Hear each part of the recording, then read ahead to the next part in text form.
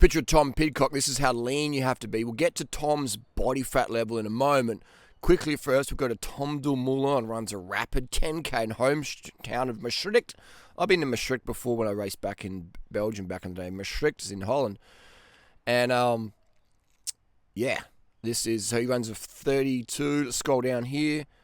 He ran a 32:38, which is about 2 minutes quicker than my 10K PR, which is, decent time for someone who doesn't run as a full-time gig. But the VO2 max of Tom and his low body weight, high red blood cell count, you'd think he'd run a 32 with a bit of training.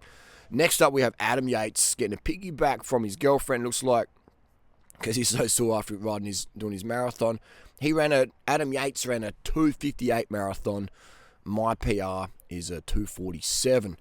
I would say Adam Yates could definitely go down into the two teens, because he's just so slight and perfect height for running. He's quite a petite guy, which is perfect for cycling and running. So Adam could also be a gun triathlete as well if he wanted to, but obviously he's just focusing on cycling, understandably.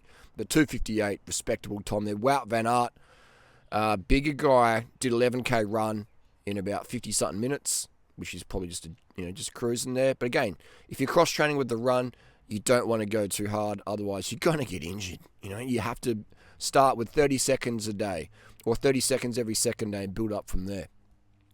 Getting back to Tom Pidcock's body fat levels, if we zoom in here, this is on Instagram, cycling's website, you can sort of see here how lean he is.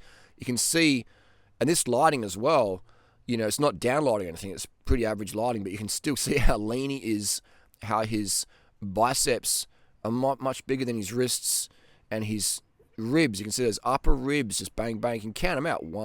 We've got 1, 2, 3, 4. So if you can count your ribs from a photo, you're very, very lean. All right, so this is what you got to look like.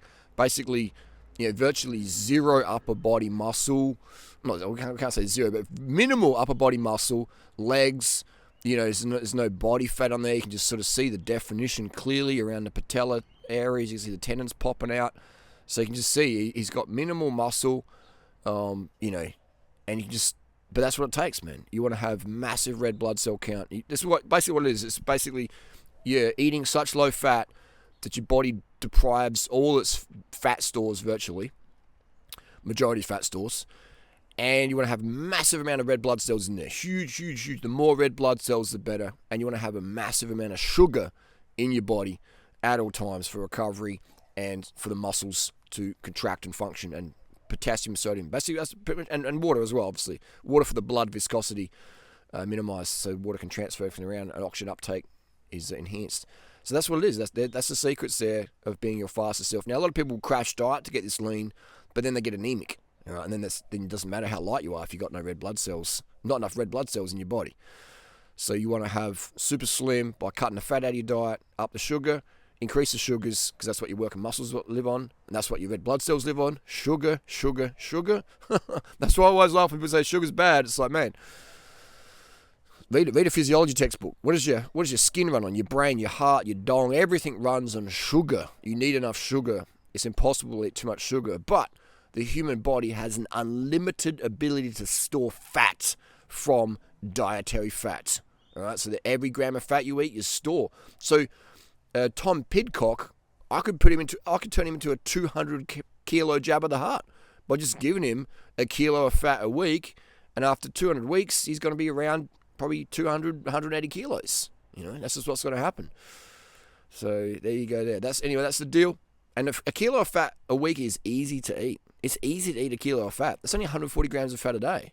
That's really, really easy. And all that's going to be stored as fat. You eat a kilo of fat in a week, unless you burn all that fat off, it's going to be stored a kilo of fat. That's why you see so many fat cyclists. And again, if your fat doesn't make you a bad person, we're purely talking today from a physiological standpoint. People want to lose weight, then all you have to do, losing body fat. People want to lose body fat. That's what you want to lose. You want to lose body fat if you've got excess fat for your health, and cut dietary fat. Simple as that.